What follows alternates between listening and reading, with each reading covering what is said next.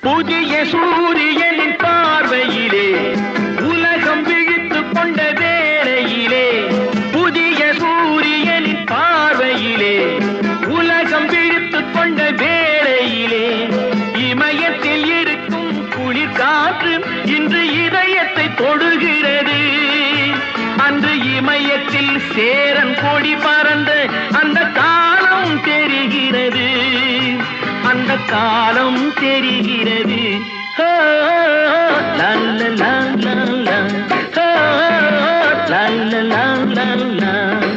புதிய வானம் புதிய பூமி எங்கும் பனிமழை பொழிகிறது. நான் வருகையிலே என்னை வரவேற்க வண்ண பூமழை பொழிகிறது.